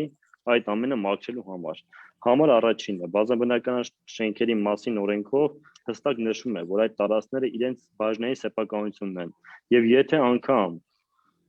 բնակիչները որոշում են, որ իրենց այդ տարածքը պետք է օտարեն մեկ այլ քաղաքացուն, այդտեղ համայնքը ոչ մի գործառույթ չունի։ Այսինքն անգամ այդ թուղթը, որ պետք է ստորագրվի, ստորագրվում է համայնքի, ստորագրվում է բազմաբնակարան շենքի սեփականատերերի կողմից, համատիրության ժողովի կողմից է ստորագրում եւ ուղիղ կադաստր այն գրանցում ունենալու համար։ Այսինքն համայնքը ոչ մի գործառույթ չունի այդտեղ կասեցնելու կամ սահմանափակումներ մտցնելու։ Սա համար առաջինն էր, որ ասում է օրենքի հետ կապված է խնդիրը։ Ես կփորձեմ բանախոսների հարցերին պատասխանել, այնինչը որ մեր մասով է, նախ ասեմ, որ բավականին շատ տեղերում միգուցե կան եղել են տեղեր, որոնք որ բաց են մնացել, չեմ բացառում, բայց գրեթե բոլոր մուտքերում այն փակցված է եղել, թե որտեղ պետք է բնակիչը որպես պարզագույն թաքստոց, այսինքն կիրառի եւ շատ կարեւոր է ուշադրություն դարձնենք պարզագույն թաքստոց, թե ապաստարան, դրանք ուղիղ շատ տարբեր բաներ են եւ պետք է ապաստարան, գազապաստարան, դրանք ամբողջությամբ տարբեր բաներ են եւ շատ կարեւոր է դրանք տարանջատենք։ Կան շենքեր, որոնք որ ի սկզբանե շենքերը կառուցվել են առանց նկուղների, այսինքն որպես պարզագույն թաքստոց ընտրվել է առաջի հարկը։ Մեր բանախոսներից հնչեց այսպիսի արտահայտություն, որ չեն գնացել մոտակա մանկապարտեզի նկուղ, գնացել են կամ նշված է եղել մեր որպես պարզագույն թաքստոց X վայր, նախ պետք է այդ X վայրը որտեղ տեղափոխվում են լինի իրապես անվտանգ, այն պատասխանված լինի, գոնե փակ տարածություն լինի, ապակիներից հեռու լինի կամ բաց տարածքներից հեռու լինի, դրանք անպայման պետք է հաշվի առնեն եւ մանկապարտեզներում պատկերացրեք, եթե այն մանկապարտեզի հաճախման ժամին է տեղի ունենում։ Մենք առաջներ պետք է, համայնքը պետք է իր վրա դրված խնդիրը հետեւյալն է։ Ոչ միայն ապահովել կամ իրազեկել մարդկանց, թե որտեղ պետք է որպես ապաստարան կամ թաքստոց կիրառեն, այլ նաև ապահովեն այդ երեխաների համայնքային ենթակայության տակ գտնվող հողակներում եւ իրականացնեն անվտանգ եւ տարհանում կարող է լինել, այսինքն տարբեր խնդիրների պարագան մեր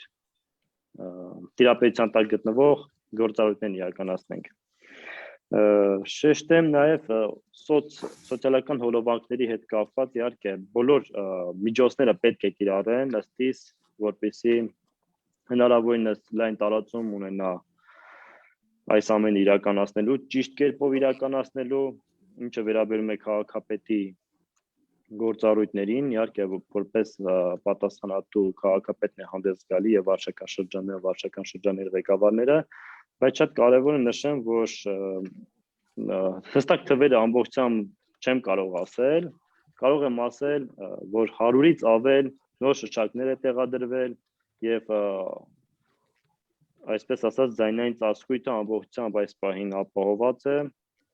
եւ բազմաթիվ այլ խնդիրներ են տեղի ունեցել, որոնք որ համայնքի օգնությամբ այն կատարվել են։ Ինչ պետք է անել համատիրությունները։ Նախ նշեմ, որ համատիրությունները որևիցե կապ չունեն համայնքի հետ, այսինքն բազմաբնակարան շենքի կառավարման մարմին են եւ բնակիչներն իրենք են ընտրում տվյալ անձին, ով պետք է կառավարի եւ կարող եմ հստակ ասել, անգործության համատիրության անգործության հետևանք է նաև այս ամեն ինչը, որովհետև երբ որ տրվել է այդ շենքի կառավարումը, պետք է նաև համատիրության նախագահ հստակ իմանա, որ պետք է այդ տարածքները, նկուղները մասնավորապես լինեն նպատակային նշանակության համար հստակ կարգավիճակում, այսինքն ծանրաբեռնված չլինեն, որպեսզի կարողանան մարդիկ անվտանգ նկուղներ։ Մեր բանախոսներից նաև հնչեցին, որ ինչ պետք է լինի եւ ինչ կա անելիք հետագայում, ասեմ, այն նոր շենքերը, որոնք որ կառուցվում են, թեպետ օրենսդրությամբ սահմանված չի, բայց մենք մեր գործընկերները հստակ բանակցում են եւ նաեւ բացատրում են մեր նոր շինարարներին, որպեսզի կառուցապատողներին, որպեսզի այն անվտանգ դառնա բնակիչների համար, թե տաքստոցի եւ ապաստանի համար շենքը անպայման պետք է ունենա նկուղներ եւ բնավ պարտադիր չէ այն լինի դատարկ, ինչպես նշեցիք, կարող է լինել նաեւ ավտոկայանատեղի, բայց այն հարմարեցված եւ այս պահին նման ոճով կառուցվում են, այդ մեխանիզմը կիրառվում եւ բոլոր նոր շենքերը, որոնք որ շինթույլտվություն են ստանում, մեր բանավոր, այսպես ասած, հորդորով բոլորը համաձայնում են հաշվի առնելով նաեւ այն կարգավիճակը, որ այս ժամանակաշրջանում եւ ուզում եմ հստակ նշել, որ միջև պատերազմը մենք գործառույթներ ենք իրականացրել, այնպես չի որ պատերազմը սկսեց, նոր սկսեցինք մտածել, թե ինչ պետք է անենք։ Այն խնդիրները գույքագրվել էր ժամանակին ավելի վաղ եւ այն հորդորը, որ մեր կողմից եղավ, ցավոք սրտի մնաց անպատասխան, մենք հորդորեցինք բնակիչներին, որպեսզի մաքրեն իրենց նկուղները եւ ազատ պահեն այն տարածքները իրենց իսկ անվտանգության համար, բայց ցավոք սրտի այն տեղի ունեցավ միայն երբ որ սկսվեց պատերազմը։ Երբ որ սկսվեց պատերազմը, նոր մարդիկ սկսեցին անհանգստանալ, ինչ պետք է անենք, օդային տագնապի դեպքում ինչ պետք է անեն։ Ցավոք սրտի մեր մոտ կա այդ այսպես ասած դանակը ոսկորին հասնելու այդ վատ սովորույթը կա։ Բանջարյան այս դեպքում ներողություն ձեզ ընդհատում եմ, սակայն բնակիչների մեղքանքան մեջ է դա պետության խնդիրն է եւ պետական մարմինները պետք է իրազեկեն եւ բնակիչներին ներկայացնեն ով ինչ պետք է անի։ Շատ շնորհակալ եմ եւ որպես այսօրվա քննարկման ամփոփում լսենք այն քաղաքացիական պաշտպանության վարչության։ Եթե կարելի է մեկ վարքյան ես ավելացնեմ, ճիշտ եք ասում, շատ հստակ է, մենք պետք է իրազեկենք։ Ես հենց դա էլ ասում եմ, մենք իրազեկել ենք ոչ թե պատերազմից հետո, այլ միշտ պատերազմյան իրավիճակում մենք ներկայացնում ենք բնակիչներին եւ ասեմ, որ մոտ 150 մեծ բեռնատար աղբ է տեղափոխվել նկուղներից եւ համայնքային բյուջեից, էլի ծախսվող։ Այսինքն մարդիկ իրենք ոչ մի գործառույթ չեն իրականացրել իրենց իսկ անվտանգությունն ապահովելու համար։ Ես ասում եմ պետք է նաև համատիրությունների կողմից հստակ արձանագրվի եւ պետք է աշխատանք իրականացվի նաև համատիրությունների կողմից։ Ուղղակիորեն ամբողջությամբ թողնենք համայնքի վրա, կարծում եմ տեղին չէ։ Շնորհակալ եմ։ Շնորհակալություն, պարոն Սնգրյան, կարծում եմ լսեցիք բանախոսներին։ Լսում եք մեզ, պարոն Սնգրյան։ Շնորհակալություն, թույլ տվեք ողջունել Սիրելի բանախոսներին, շնորհակալություն հայտնել նման ֆորմատով հանդիպում կազմակերպելու համար։ Ես կցանկանայի շատ հակիրճ ներկայացնեմ այն աշխատանքները, ինչը որ արդեն արվում են։ Դա եսի նկատի ունեմ քաղաքապաշտպանության մասին օրենքն է եւ բնակչության պատասխանման հայեցակարգը հաստատելու մասին կառավարության որոշման նախագիծն է։ Հայեցակարգում մենք նպատակ ենք դրել վերհանել խնդիրները եւ ներկայացնել դրանց լուծման ուղիները, իսկ օրենքի նոր նախագծով փորձ ենք կատարում ստեղծել համապատասխան օրենսդրական հիմքեր մասնավոր պետություն համայնք հարաբերությունները կանոնակարգելու համար։ Առաջ ընկնելով ասեմ, ես լսեցի մեր բանախոսներին շատ էր հնչում ապաստարան հասկացողությունը։ Կցանկանայի ասել, որ օրենքով հենց ուզում ենք կանոնակարգենք նաև այդ պաշտպանական կառույցների տեսակները, որպեսզի միատեսակ լինի պատկերացումը, ճիշտ է նախկին սովետական տարիներից մնացած այդ հասկացողությունները կա, բայց այսօրվա դրությամբ Հայաստանի Հանրապետությունում գործող նորմատիվ դաշտում այդ հասկացողությունները բացեն ու շատ դեպքերում կառույցների մեծ մասին ասում են գազապաստարան, նկուղներին ասում են ապաստարան։ Ցանկանայի տեղեկացնել, որ ապաստարանները դրանք են հատուկ կառուցվող ինժեներական նախագծերն են, նախագծերով կառուցվող կառույցներն են, որոնք որ նախատեսված են տվյալ օբյեկտի ռազմավարական նշանակությունից ելնելով հակառակորդի հավանական բոլոր խոցող միջոցներից այնտեղ գտնվող մարդկանց անվտանգությունը ապահովելու համար։ Այսինքն ասածիցս կարելի է ենթադրել, որ ապաստարանները դրանք հատուկ կառույցներ են, որոնք որ նախատեսված են հենց հակառակորդի կողմից թիրախ հանդիսացող օբյեկտների համար, իսկ բնակչության լայն շրջանակի համար օգտագործվում են հակաճառագայթային թաքստոցները եւ պարզագույն թաքստոցները, որպեսզի էլի միատեսակ լինի պատկերացումը, որտեղ են կառուցելու հակաճառագայթային թաքստոցներ, օրենքում մենք գրել ենք, որ շտապ պաշտպանական միջոցառումների գոտում միայն պետք է նախատեսել ատոմակայանի հակաճառագայթային թաքստոց եւ դրանից ելնելով կարելի է ենթադրել, եթե տարածքում չկան ռազմավարական նշանակության օբյեկտներ, տվյալ տարածքի բնակչության համար կառուցվել են պարզագույն թաքստոցները։ Բայց ի տարբերություն հնից եկած փորձի, մենք փորձ ենք կատարում հենց պարզագույն թաքստոցիներ տանք որոշակի չափանիշներ, որը հնարավորություն կտա պաշտպանվածության մակարդակը այնտեղ գտնվող մարդկանց հնարավորինս բարձրացնել։ Բայց ինչպես արդեն հնչեց մեր բանախոսների կողմից, տվյալ տարածքում կամ տվյալ շինությունում ինչ տիպի կառույց պետք է կառուցել, դա որոշակի, ոնց ասեմ, վերլուծությունների, ուսումնասիրությունների կարիք ունի։ Եթե տարածքին կողք մերձակայքում կան քիմիական վտանգավոր օբյեկտներ, հրդեհապայթյունավտանգ օբյեկտներ կամ օբյեկտներ, որոնք որ կարան առաջացնեն երկրորդային խոցման օջախներ մեծ, դրանք կարող լինեն բենզալցակային, տարբեր օբյեկտներ։ Այդ կառույցների համար արդեն տվյալ տարածքում առաջացող հարվածային ալիքից եւ արգասիքներից ելնելով որոշակի պահանջներ պետք է ներկայացնել հենց այդ պարզագույն թաքստոցներին։ Ինչպես ասեց մեր քաղաքաշինության նախարարության ներկայացուցիչը, արդեն այդ շինարարական նորմերը գտնվում են մշակման փուլում եւ հուսանք, որ այս ամսվա ընթացքում դրա ոնց որ ասած առաջին խմբագրությունը հասանելի կլինի հանրությանը եւ մարդիկ կարողանան ծանոթանան, կարծիքներ հայտնեն դրա վերաբերյալ։ Եվ մյուս ամենակարևոր գործոնը, որը որ ավելի շատ կախված է իրազեկման հետ, ցանկանայի ձեզ տեղեկացնել, որ կա կառավարության 46-ն 2016 թվականի որոշումը պետական կառավարման մարմինների, տեղական ինքնակառավարման մարմինների կազմակերպությունների պատրաստման եւ բնակչության ուսումնման կարգը հաստատելու մասին։ Սակայն չնայած կառավարության որոշմամբ արդեն սահմանված են ինչ միջոցառումներ պետք է արվի, ինչ քանակով եւ որտեղ, դրանց արդյունքները թողնում են ցանկալ ավելին, քանի որ անձնական շփումների ժամանակ կարելի է ենթադրել, որ մարդիկ հետաքրքրվում են այդ խնդրելով ինչ-որ շատ կարճ ժամանակահատված, նկատմամբ վտանգավոր ժամանակահատված, ու շատ կարճ ժամանակահատված հետո մոռանում են այդ խնդիրների մասին, դա մնում է հետագա ուսումնասիրության կամ հետագա հետաքրքրությունների շրջանակ։ Այս առումով երևի թե ավելի մեծ անելիքներ ունի եւ արտակարգ իրավիճակների նախարարությունը եւ տեղական ինքնակառավարման մարմինները, քանի որ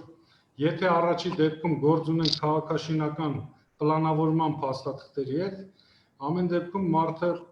ոնց ասեմ, օրվա տարբեր ժամերին տարբեր տեղեր է գտնվում եւ ճիշտ է, եթե մենք նույնիսկ իր աշխատավայրում եւ իր տան համար նախատեսենք որոշակի կառույցներ, չի կարելի ենթադրել, որ այդ մարդը չի գտնվի այլ վայրում եւ այդ տարածքում գտնվելով ինքը պետք չի արագ կողմնորոշվի ու գնահատի իր անվտանգությունը ապահովելու ուղիների եւ կառույցների հետ։ Այս նկատառումներից ելնելով իմ կարծիքով այս этаպում, որը որ մեծ ներդրումներ չի պահանջում, ուղղակի պետք են մարդկային ռեսուրսներ կամավորներ, կարելի է այս աշխատանքների վրա լուրջ ուշադրություն դարձնել եւ ունենալ նորմալ արդյունքներ։ Հիմնականում սա ինչը կցանկանայի տեղեկացնել մեր բանախոսներին։ Եթե կան հարցեր, խնդրեմ։ Չգիտեմ, մեր բանախոսները ունեն հարցեր պարոն Սնգրյանի։ Ուղղակի հիշեցում պարոն Սնգրյան, հիշում եք չէ, որ պայմանավորվել ենք, որ նախարարի մոտ հասարակական խորհրդի նիստ պետք է հավաքվի եւ մենք այս հարցերը քննարկենք։ Այո։ Շնորհակալ։ Առաջիկա նիստը հենց լինի, ինձ թվում է կդնեն այս հարցերը։ Եվ մեկ ճշտող հարցել, այ պարոն Սնգրյանը խոսեց պարզագույն թաքստոցների հանդեպ որոշակի չափանիշների սահմանման մասին։ Կուզեի ճշտել Տիկին Ադամյանից, արդյոք դուք երկխոսության մեջ եք այդ գերատեսչությունները, հայ նկատի ունեմ, թե ինչպիսի պահանջներ դրանք պետք է լինեն եւ այդ տարբերակումը պարզագույն թաքստոցների Տիկին Ադամյան ձեր կողմից նշված այդ նորմատիվային չափանիշների մեջ ներգրաված են եղել։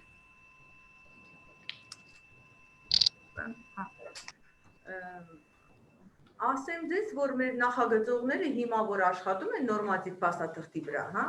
մենք իրենց հետ քննարկել ենք այդ խնդիրը եւ այդ նորմատիվ փաստաթղթի պահանջների շրջանակներում անպայման այդ դասակարգումը նախատեսվում է։ Այնտեղ եւ կլինեն պարզագույն թաքստոց, այսպես ասած, այդ անվանումով, հա, ապաստարաններ եւ գազ ապաստարաններ եւ հակաճառագայթային այդ ուղղությամբ ապաստարաններ, առանձին ներկառուցված եւ այլն։ Այնպես որ նախագծողներն են որոշում այսօր եւ դրանք անպայման համապատասխան հիմնավորումներով կներկայացվեն փաստաթղթի շրջանակներում։ Դա արդեն մոտեցումները Երևան էլի նախագծման փուլում, թե ինչպիսի ապաստարանի կարիք ունի որ բնակավայրը, որ հատվածը, որ շինությունը եւ այլն։ Շատ գործոններ կան, որոնց համակցված վերլուծությամբ պիտի որոշվի ինչ ապաստարան պիտի կառուցվի։ Սա է խնդիրը։ Ինչ վերաբերում է դասակարգմանը, դա ամբողջը նախագծողի կողմից հիմա ուսումնասիրվել է եւ ներառվել փաստաթղթի մեջ։ Կարելի է մի հարց, եթե կա թույլ կտաք ջան։ Նույն գերատեսչություններին եմ ուզում հարցասուղեմ, դայնի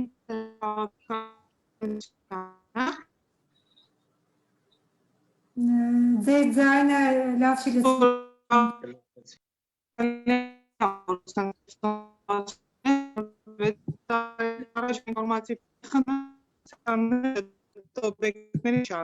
ճանապարհով Ինգա ջան, ձեր վիդեոն անջատեք, ձայնը կտրտվում է։ Իրականում ասում եմ, որ ավելի հեշտ է նկուները կամ եղած բաները հարմարեցնել։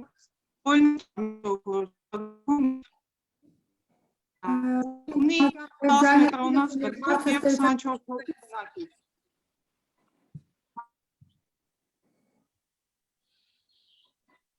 Լսվում է, կներեք, կտրվեց մի պահ։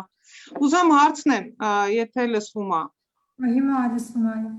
Հա, եթե հիմա պարզվի, որ մեր շենքի, ասենք, նկուղը կարա ապաստարանը, ասենք, մաքրեցինք մենք բնակիչներով, այդ 10 մետրի վրա 24 հոգով պիտի տեղավորվենք։ Okay, 3 հոգին կամ 4 հոգին թող տեղավորվի, բայց այդ ապաստան նկուղը ինչ միջոցներով եւ ոնց պետքա դառնա պարզագույն թաքստոց, որը պետքա նախ, եթե ես ճիշտ եմ պատկերացնում հիմա այդ փորձից վրա հիմնվելով, պետքա ունենա առնվազն լավ ոտափոխության համակարգ եւ երկրորդ մուտք։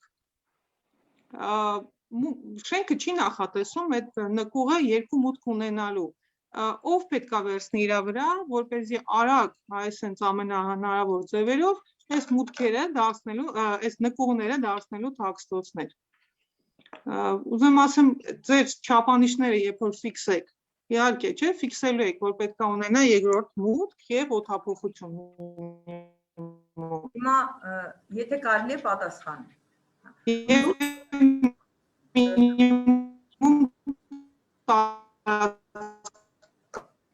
Մանուկյան ձեր դասը չի լսվում։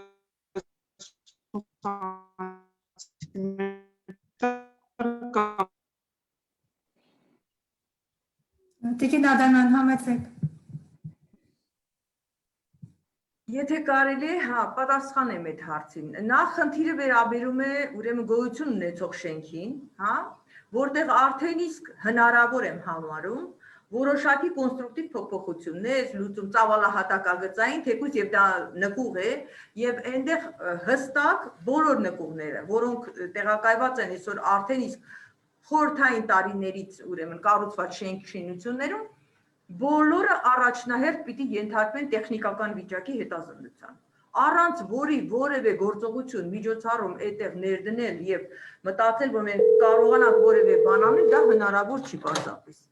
Հիմա տեխնիկական ասեմ, դրա հետ կապված ինչ ենք անում։ Կոմիտեն նախաձեռնել է մեկ այլ գործընթաց, որը սերտորեն փոխկապակցված է եւ այս անվտանգության հետ ապաստարան, թաքստոց եւ այլն, եւ սեյսմիկայի հետ է կապված, դա մեր շենք շինությունների անձնագրավորման գործընթացն է։